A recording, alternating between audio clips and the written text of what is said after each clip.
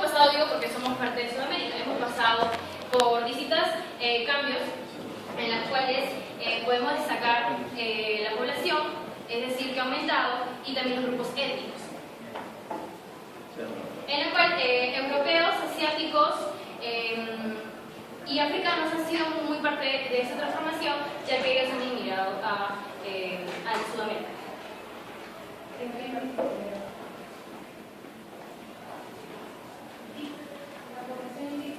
La población indígena.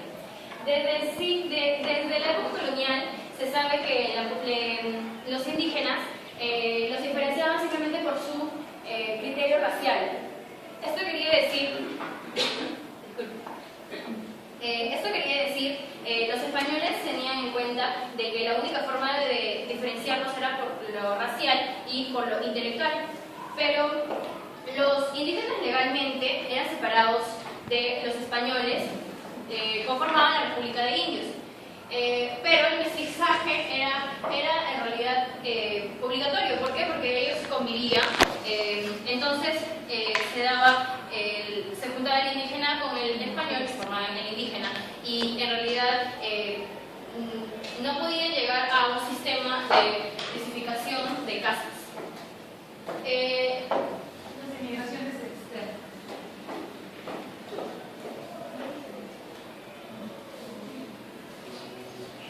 Bueno, ya, luego de la independencia, algunas élites republicanas utilizaron era como algo ya que se había vuelto como moda en las repúblicas.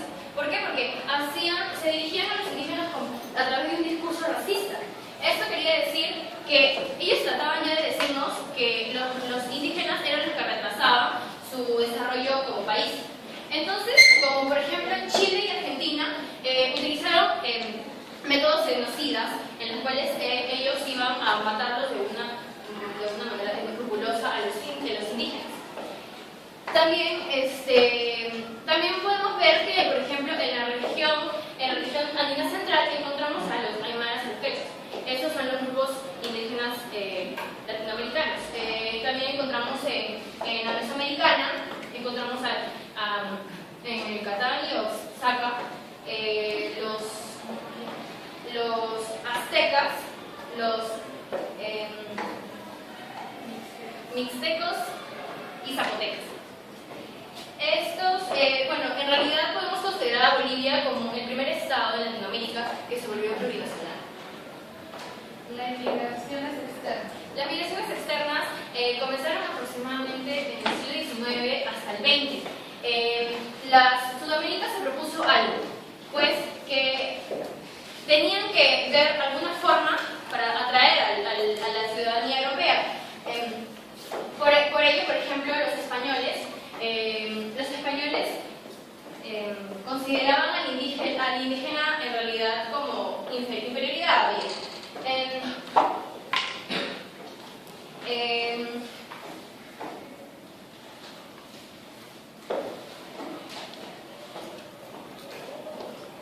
Ya, la población criolla se volvió como el sector dominante, ya que los españoles emigraban a Sudamérica. Entonces, esta población criolla se volvía muy importante, ya que ellos predominaban una hegemonía cultural, social, económica y política. Es por ello que países como, por ejemplo, se ven que las migraciones italianas, alemanas, de portugueses, llegaron a Argentina, como vemos sus facciones raciales, se ven que son similares a los de ellos. También podemos decir que en México, por ejemplo, en Estados Unidos hay aproximadamente 20 millones de latinos, en los cuales la mitad, más de la mitad, estamos hablando de aproximadamente 13 millones, son de México. Gracias.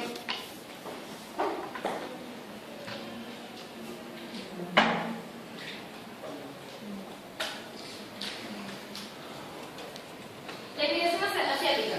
Si se sabe que los principales fueron China y Japón, sabemos que nosotros tenemos, de alguna manera nos hemos visto influenciados con el características de China, porque ellos, los chinos, vinieron en la época donde había el guano. Entonces ellos tenían servidumbre. También los japoneses se establecieron en México, donde implantaron su colonia y fundaron, llamada Enomoto, donde en realidad surgieron y en realidad tenían una economía muy buena, ya que el café y el caucho fueron su base económica. También podemos decir que por parte de los africanos sufrían en realidad maltratos psicológicos, porque en realidad eran discriminados y ellos eran mano de obra esclava. Es decir, que muchos países, como por ejemplo Brasil hizo una campaña en la cual trataron de atraer a los sudafricanos para incorporarlos al ámbito laboral, educativo, ya que eran ignorantes en ese aspecto. También México en 1823 fue el primero en aceptar la ley de que no haya maltrato contra estos sudafricanos. Ahora vamos a pasar con las migraciones internas.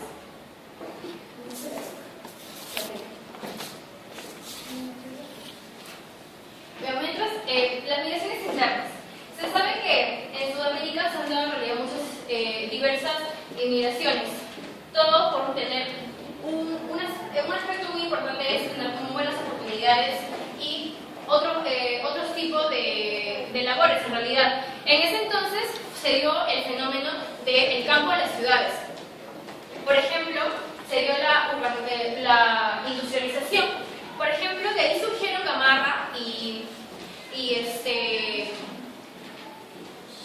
Gamarra en el Perú y Villacó en el Caribe, en República Dominicana, Santo Domingo. La industrialización pasó de esa manera.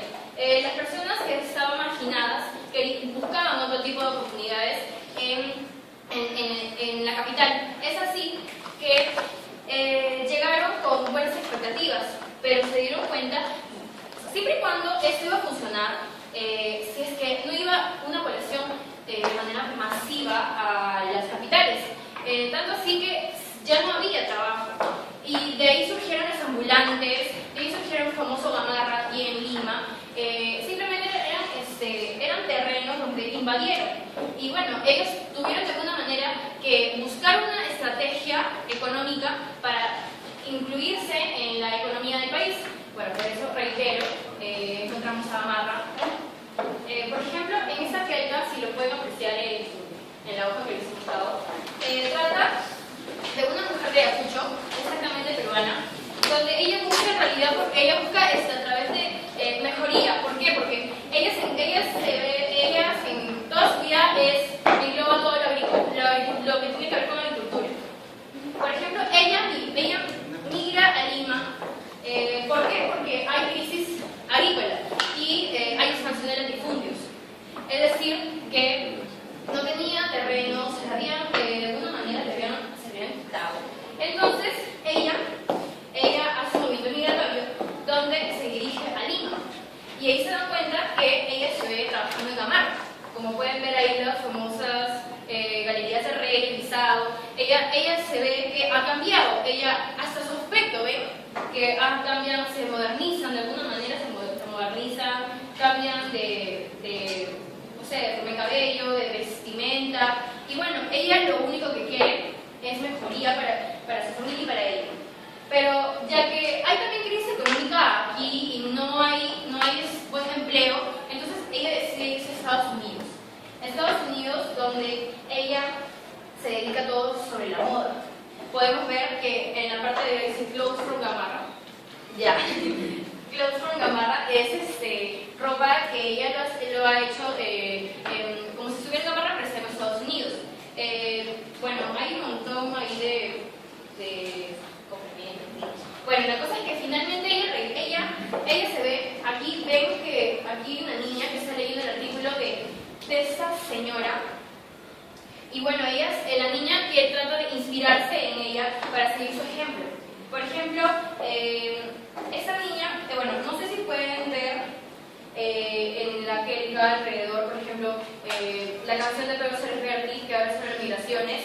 Cuando empiezas a envolver, trabajas hasta muy tarde y no puedes descansar. Las palabras de tu madre empiezan a sonar. Puede ser que tu tierra no había dónde ir. Puede ser que tus sueños no tenían lugar, pero sobre tu cuarto tú tendrás que admitir que podía haber pobreza, pero nunca soledad. Ella llega a tener mayores oportunidades en el extranjero, quizá no lo consiguió en su país, pero lo bueno es que aquí va algo muy importante, que es la identidad nacional. Ellos, como pueden ver, por ejemplo, tenemos ejemplos que, Señores Milagros, por ejemplo, hemos visto un montón de noticias acerca de países como Francia, donde hay peruanos.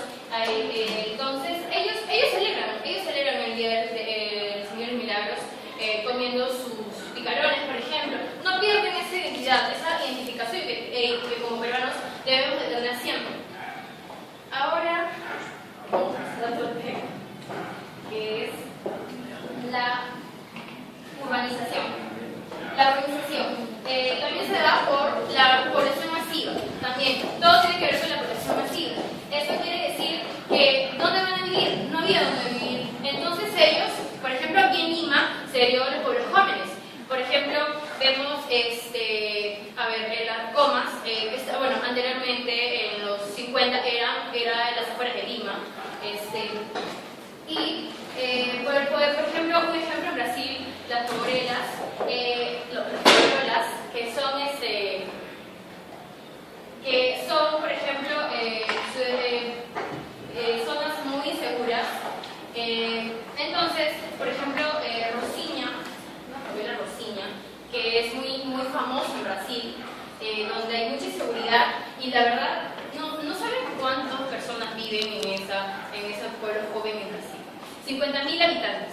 O sea, es una cantidad muy, pero muy, en realidad muy grande. Y en Argentina se les llama, los pueblos jóvenes, como en Perú se le dice Villavicencio.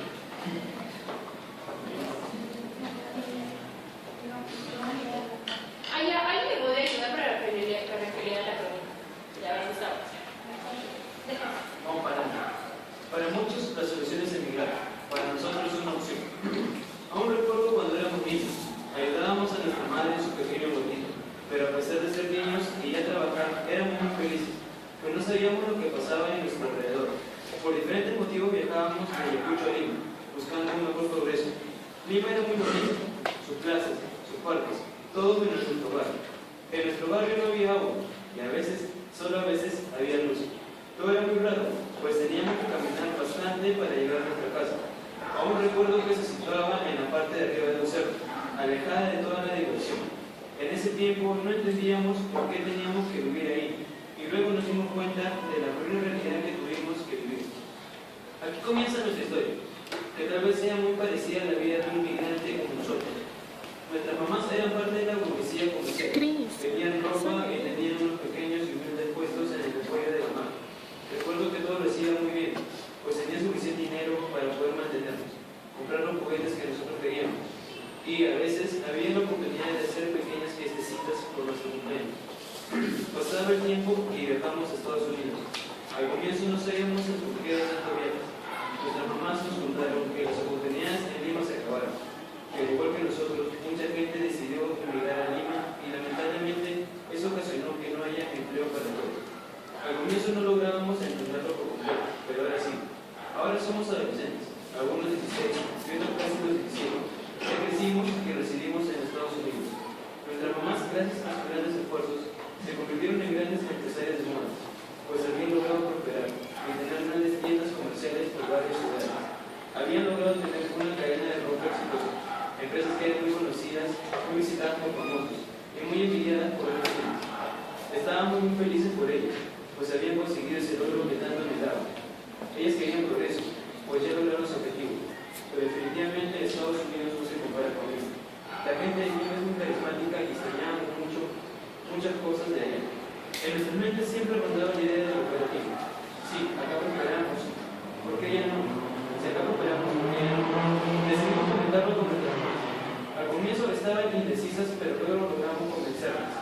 todo gracias a Gran Pedro, sí, nuestro amigo Suárez Pérez, es el conjunto. Cuando pienses en volver, puede ser que en tu tierra no había donde ir, puede ser que tus sueños no tenían lugar, pero solo en tu cuarto tú tendrás que admitir que podía haber pobreza, pero nunca soledad. Quieres sacar los tormentos de tu corazón, pues el dolor no es eterno y pronto se alimentará. Pequeño curso que dedicamos a los hermanos. Dejamos a cargo las empresas y retornamos a Lima. Todos estábamos emocionados. Ya queríamos ver nuestra hermosa Lima, esa que ya progresó y nos espera con los brazos abiertos. Llegamos y grandes sorpresas nos esperaron. Entrevistas, regalos, fotos, conmemoraciones. Todos estábamos muy felices del éxito de nuestras madres en el extranjero. Las tomaban como ejemplo, y eso era bueno. De grandes tormentas llegaron grandes momentos, y a veces nos ponemos a pensar que a lo mejor cometimos un gran error en emigrar. Ese triunfo que obtuvimos allá, también lo pudimos haber obtenido acá, pero nunca lo pensamos así. El éxito solo se logra con esfuerzo. De otra manera sería suerte, no una persona exitosa. Gracias.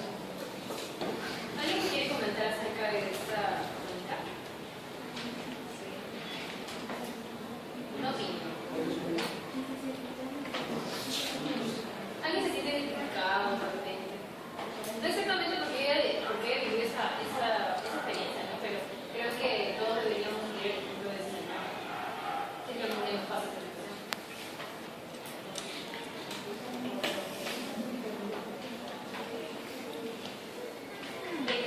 Dime qué piensas acerca del error.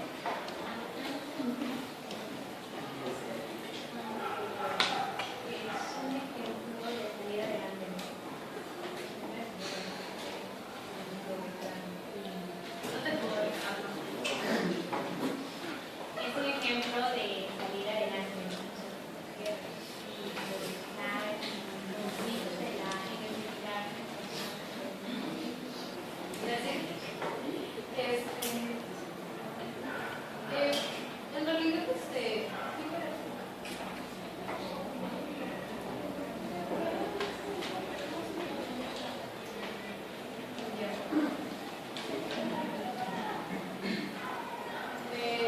bueno, ya saben, aquí se ve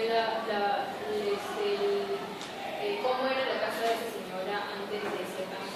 Bueno, no se sabe exactamente, pero efectivamente ha mejorado en todo aspecto.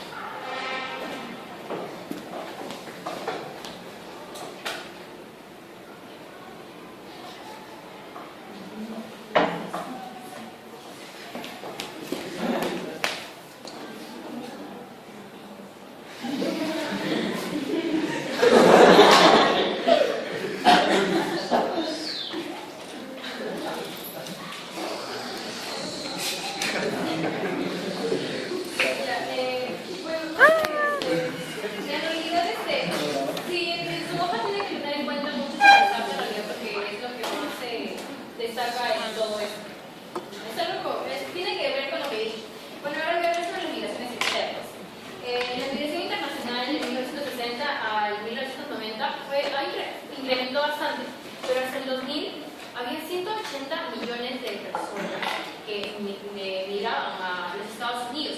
¿Por qué? Porque siempre se ha llamado el famoso sueño americano, ¿no? Entonces, aunque no lo crean, España es uno de los destinos más famosos, por así decirlo, porque la mayoría, por ejemplo, cuando estaba en crisis, 3 millones de latinos fueron a vivir a España, sin importar la crisis, por ejemplo, pero se puede saber eso.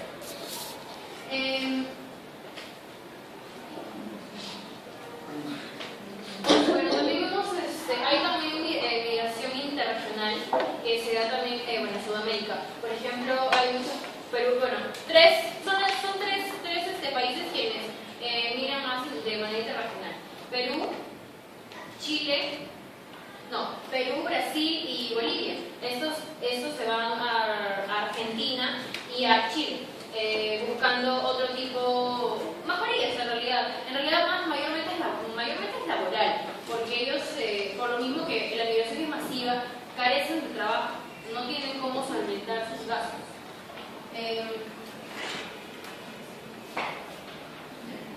Ahora le paso a Gabriel.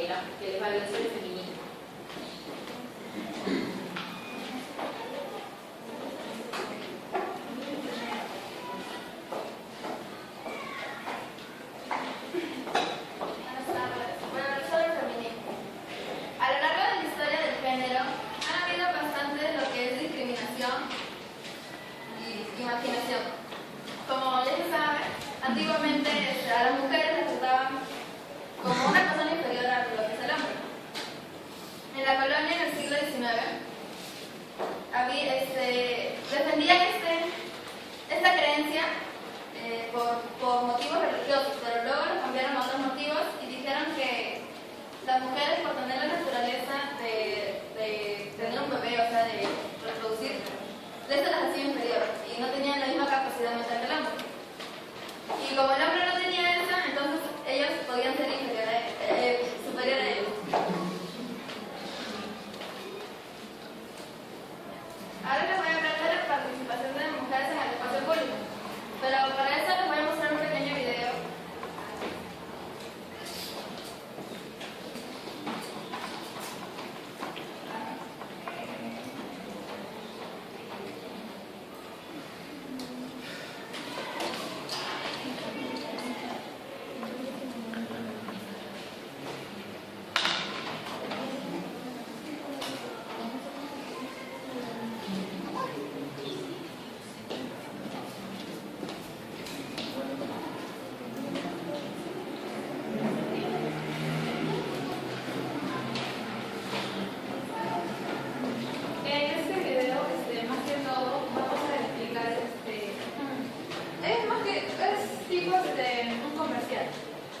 Trata de cómo se da cuenta que la mujer y el hombre se complementan.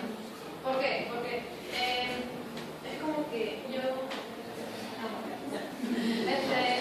y se dan cuenta en realidad los hombres que para ellos es necesario tener una mujer y a la mujer también es necesario tener un hombre. Creo, si no me equivoco, es un comercial de Argentina.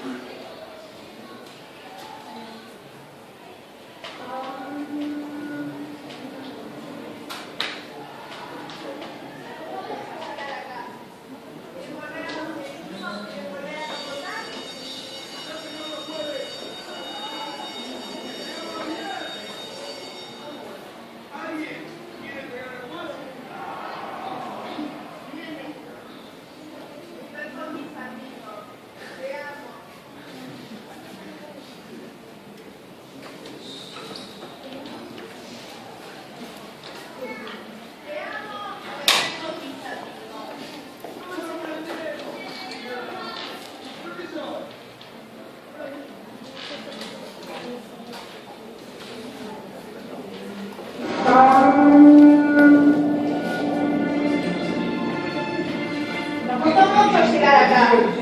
¿Quieren volver a donde vivimos? ¿Quieren volver a no votar? ¡Ya entregamos los jueves!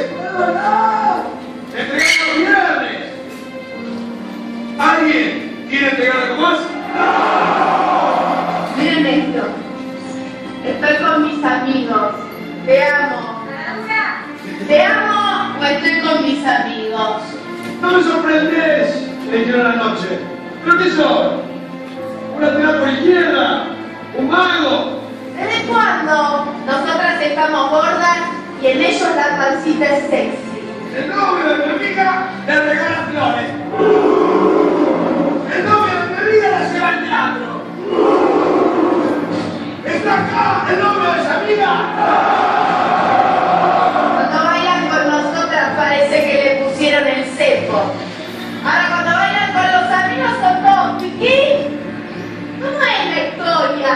El hombre llegó a la luna. Ya no podemos llegar a las 10 de la noche, tenemos flor de despelote. ¡Ay, ahora subís acá! Cuando estás con tus amigos te cambia la cara. Cuando estoy con vos me cambia la cara. Con mis amigos tengo la original. ¡No esperemos más! ¡Que nos vengan a buscar!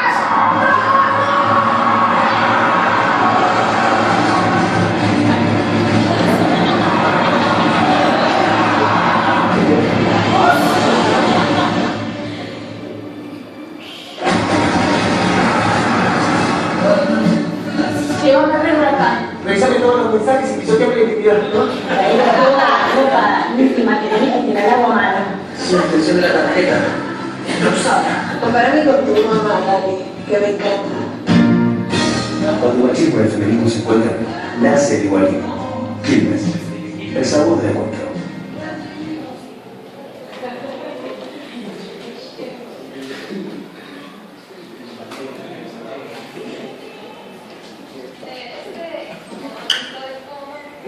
Como dice, cuando se junta el feminismo y el machismo se vuelve el igualismo.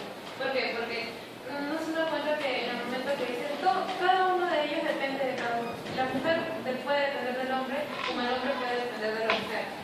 Más que todo es eso y es una reflexión para decir que nadie es superior a nadie. Todos somos iguales. Si alguien quiere opinar algo.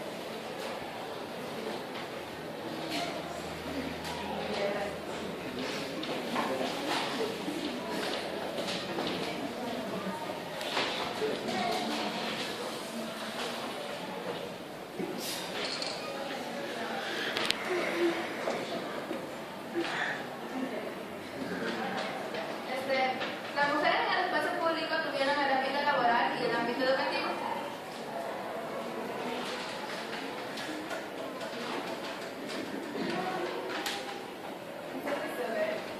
No se ve. En el ámbito laboral, como que después de tiempo comenzaron a incluir más a las mujeres en muchas cosas como ser maestras, ser enfermeras de colegio, y en el ámbito educativo como que se las hacían estudiar, pero era para la finalidad de poder educar a sus hijos, o sea, no era porque estaban interesadas en ellas, sino para que pueda aprender a hacer los deberes de la casa bien y todo eso. Después de esos ámbitos, se formó, hubo un cuadro donde pusieron cuál era el progreso de las mujeres, ¿no? Después de todo eso, y salía que las mujeres en el 1876 leen y escriben 52,4%. Lee pero no escribe 9,0%. Ni lee y escribe 38,6%. En 1988 fue subiendo y en 1920 lee y escribe 82,4%. Era como que no era el 100%, pero ya era la mayoría. Lee pero no escribe 2,6%. Ni lee ni escribe 14,4%. Ahora, algunos leen, algunos.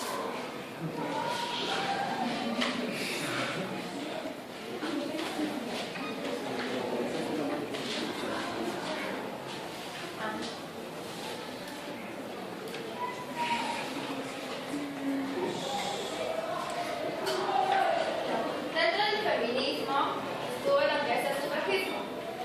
Los principales, los que le dieron pie a esto, fue John Stuart Mill y Harriet Taylor Mill. Son una pareja de esposos británicos quienes propusieron que las mujeres deberían votar y todo eso. Y esto fue en 1867. Lamentablemente esto fue rechazado.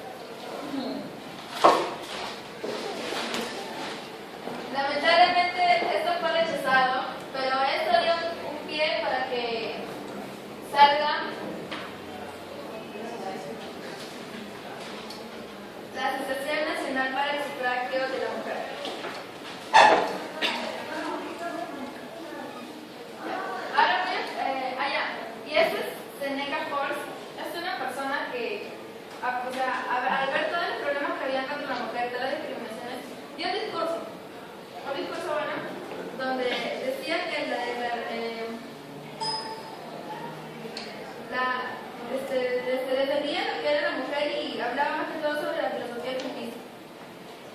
Ya ahora vamos a explicar la ecografía. Ya, creo que es muy notorio. En la parte de acá estaba la mujer del siglo XX para adelante y acá la del siglo XIX para atrás. Se puede dar cuenta mucho de lo que es su forma de vestir. Acá como que estaba como más forma de casa, limpiando.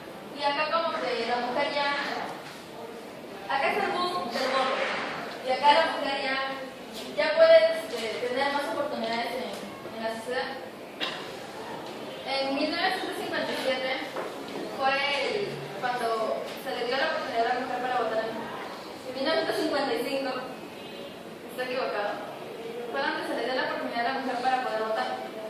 Perú fue el penúltimo país en conceder el voto a la mujer.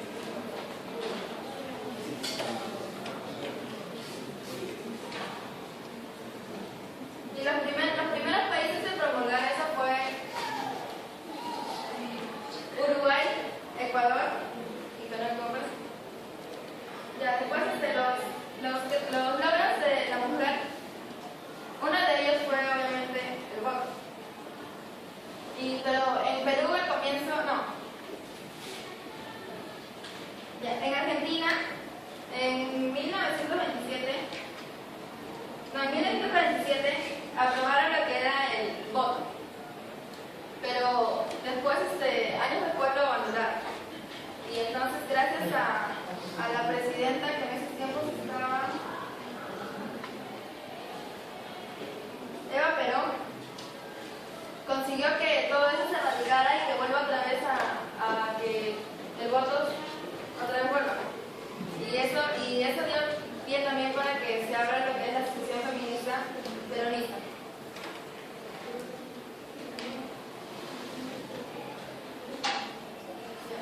Por último, cuando se aceptó a la mujer aquí en Perú fue en 1933, pero se había aceptado el voto solo a mujeres mayores de 21 años y a las de 18, pero si estaban casadas. Porque decían que dependía mucho del hombre o de su papá. Entonces, en 1955 se dio eso y también permitieron a las mujeres de 21 años y mayores, no, de 21 años están casadas y mayores de 25 que ya podían ser presidentes.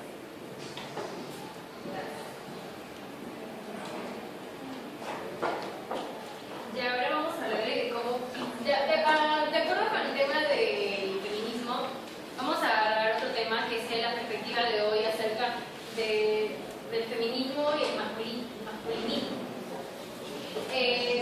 A partir del siglo XIX, ya comienzo del XX, se dio, por ejemplo, tenemos muy bien claro en la Segunda Guerra Mundial, por ejemplo, tenemos a la mujer como enfermera, la que ayudaba la que de alguna manera sanaba a los enfermos, quienes, no sé, por algún accidente. Entonces la mujer ya comienza a insertarse en el aspecto laboral, por así decirlo, y salud. Entonces, se dan cuenta que los medios de comunicación son los primordiales, los que siempre discuten acerca del feminismo y el machismo. ¿Por qué? Porque vemos al famoso, pues, ¿no? Hombre, macho, musculoso, seductor, pero y a la mujer como ama de casa, la que barre, la que cocina, la que cuida a los hijos, y no es así. ¿Por qué? Porque, como dijo Marcelina, se complementa. De acuerdo a la mujer se insertó al país, por así decirlo, porque aquí en Perú, recién con el presidente Lía, entró y pudo votar por primera vez. Pero en Sudamérica se dieron más oportunidades anteriormente. Por ejemplo, tenemos a la mujer que había organizado ya campañas acerca de por qué la mujer no podía tener un grado de instrucción, por ejemplo, nivel secundario y superior. En realidad, ellas habían entrado a los estudios siempre y cuando eran esposas. ¿Por qué? Porque tenían que aprender a coser, a tejer, a coser para los hijos y a cocinar. En realidad era simplemente para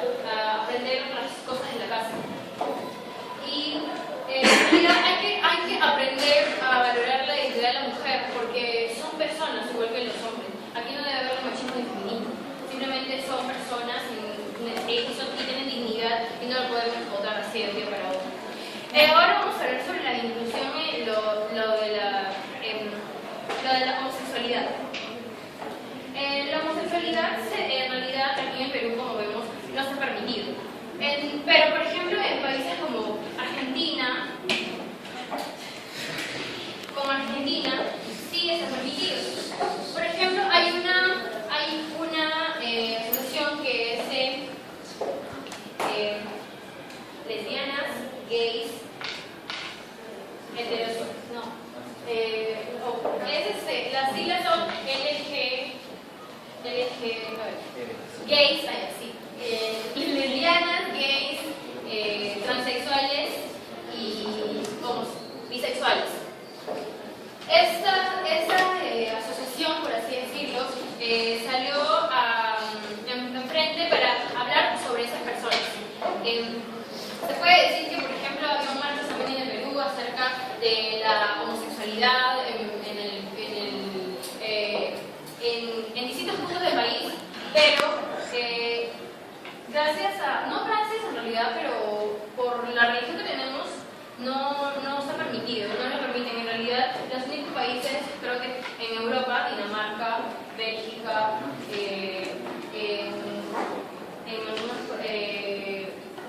en Inglaterra y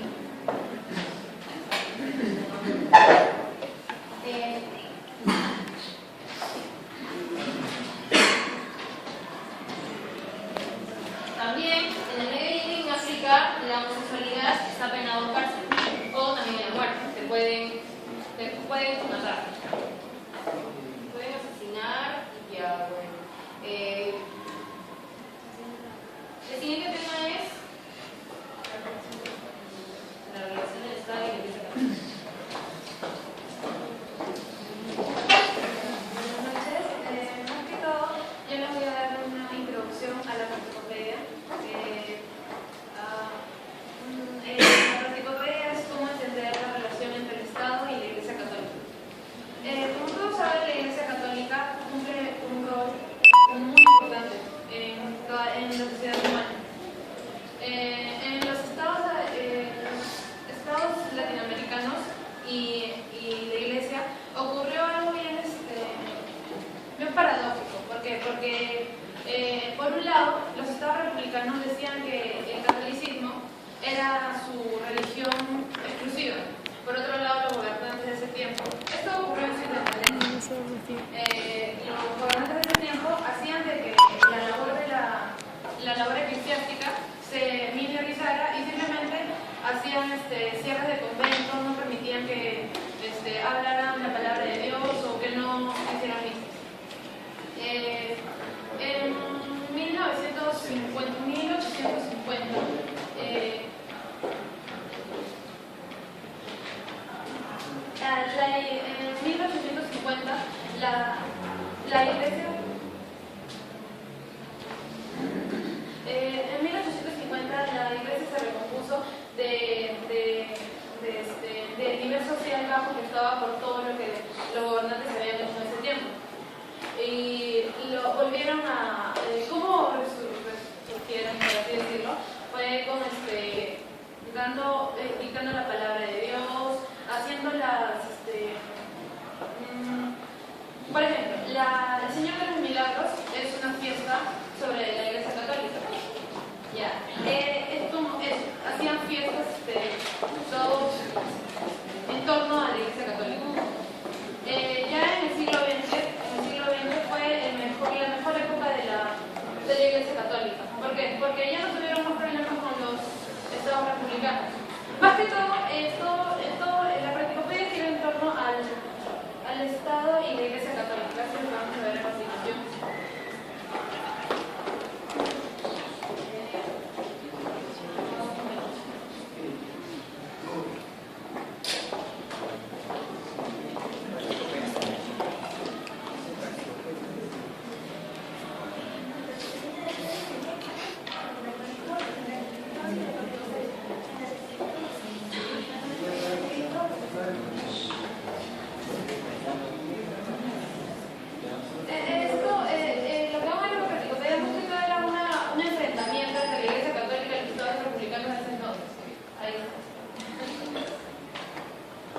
¿Cómo entender las relaciones entre el Estado y la Iglesia Católica? La religión ocupó un lugar muy importante en las sociedades humanas. En el contexto latinoamericano, la religión católica ha sido parte esencial de la formación histórica y cultural de los pueblos del continente. La negativa de la Santa Sede de reconocer a los nuevos estados impidió el nombramiento de obispos y así disminuyeron el número de religiosos. Durante la independencia, la Iglesia se enfrentó a una situación contradictoria. Por un lado, los estados republicanos tomaron al catolicismo como única religión. Por otro, los gobiernos desalentaron la labor eclesiástica al permitir la persecución de españoles que formaban parte del clero y el cierre de conventos. Hacia 1850, la Iglesia recuperó su influencia social a través del control de los registros de nacimientos, matrimonios y defunciones, y difundiendo costumbres religiosas católicas. Asimismo, respaldó a los conservadores, quienes consideraban a la Iglesia Católica como orden para evitar el caos y la anarquía. Por el contrario, estaban los liberales, quienes buscaban desplazarla de campos como la política y educación.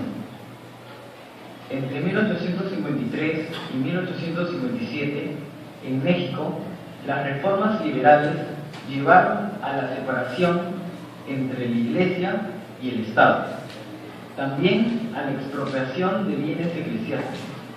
Como consecuencia, se generó una guerra civil. A mediados del siglo XX, la Iglesia se vio inmersa en el contexto de la lucha ideológica de la Guerra Fría. Muchos fieles católicos se involucraron en movimientos comunistas. En Chile y Argentina, la Iglesia se dividió. Unos apoyaron la represión estatal contra los grupos de izquierda, mientras que otros denunciaron las medidas dictatoriales de dichos gobiernos. En 1891, el Papa León XVIII publicó la encíclica Rerum Novarum, donde concientizaba a la Iglesia sobre la problemática y las desigualdades de la economía capitalista. Esta encíclica sería la base para el desarrollo de la doctrina social de la Iglesia. Es así que en 1891 y 1930 se realizaron congresos donde se discutían las recomendaciones de Rerum Novarum. Se formaron grupos de la Acción Católica, cuyo objetivo era difundir el mensaje católico teniendo la presencia de la Iglesia en el contexto social. En 1962 a 1975 se dio el Segundo Concilio Vaticano, donde se reforzó el sentimiento de identidad entre los obispos latinoamericanos y la Iglesia se adaptó al mundo moderno. Su apertura por primera vez fue en el Concilio Católico de observadores de otras confesiones religiosas. Luego se realizó la Segunda Conferencia Episcopal en Medellín en el año 1968. A partir de ello se difundió la teoría de la liberación.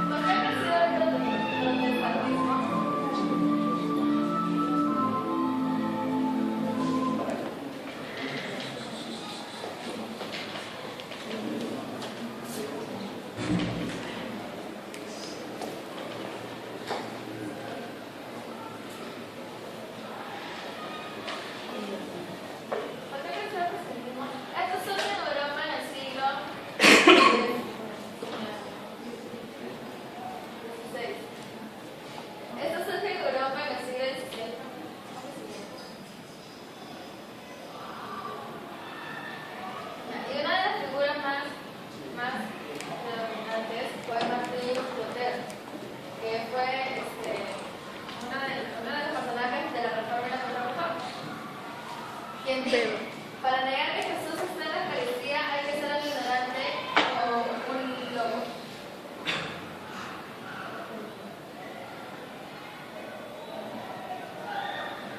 Esto fue durante la Guerra de la Independencia, donde llegaron los primeros misioneros, quienes eran los portores, que son los agentes vendedores de Biblia, y los educadores. Estos eran mayormente estadounidenses y europeos.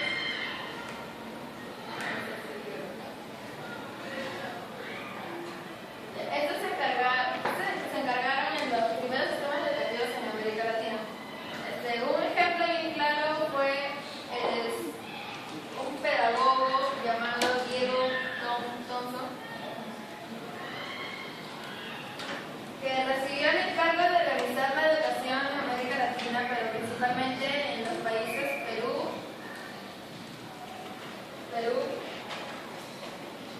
Chile y Argentina, y se encargó de dar la educación primaria.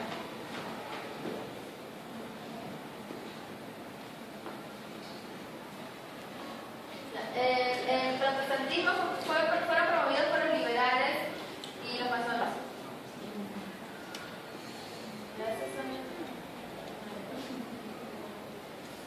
A través del impulso de la secularización y promover la inmigración anglosajona.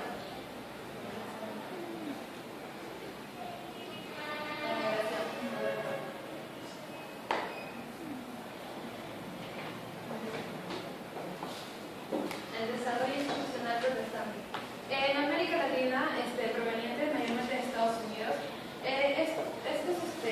estos hicieron como que crearon bastante influencia en colegios con la ayuda de la iglesia, y mayormente les metían como que un modelo anglosajón.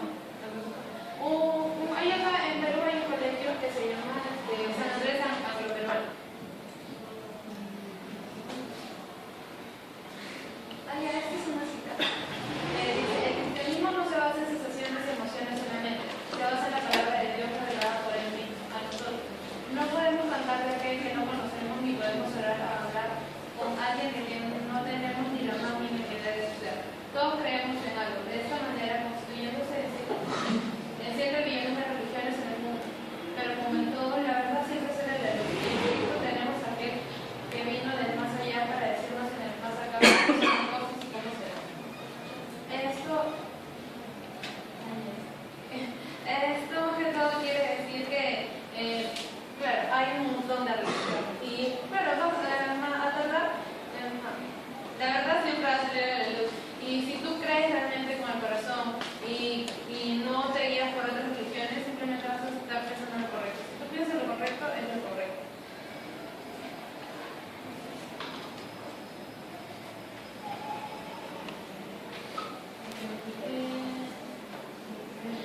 En la primera mitad del siglo XX, el desarrollo del protestantismo estuvo vinculado a los movimientos de cambio social. En los congresos misioneros protestantes como Panamá, Montevideo, La Habana y Perú, el CONAPEP.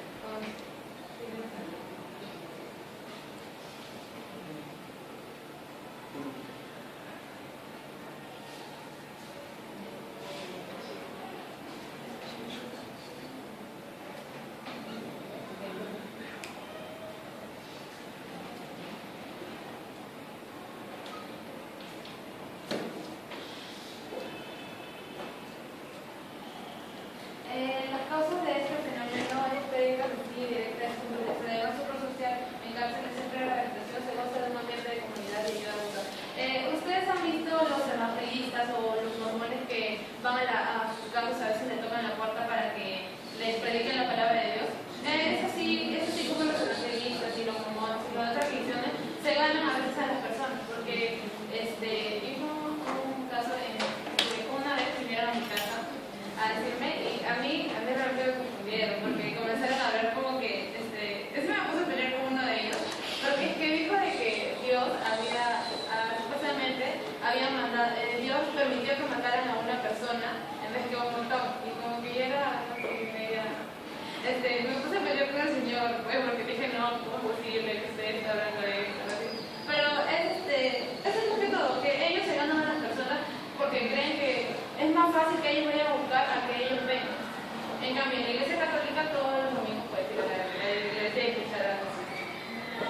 monjes.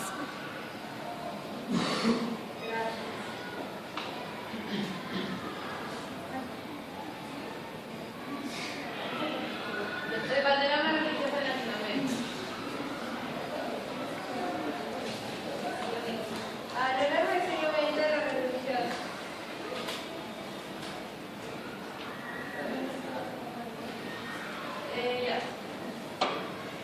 la realidad religiosa se ha dividido en varios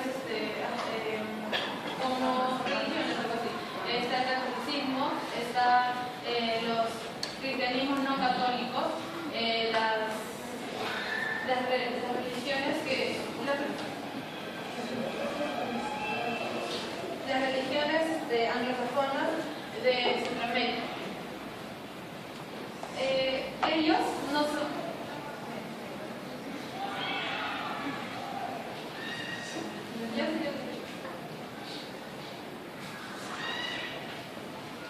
ellos no son aceptados por los mormones por motivos de ciudad, etc.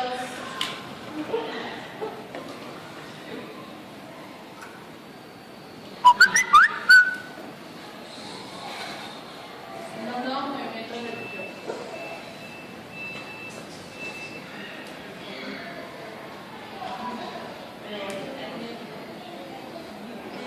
Corrientes religiosas que combinan elementos de diversas tradiciones, es decir, y los ateos.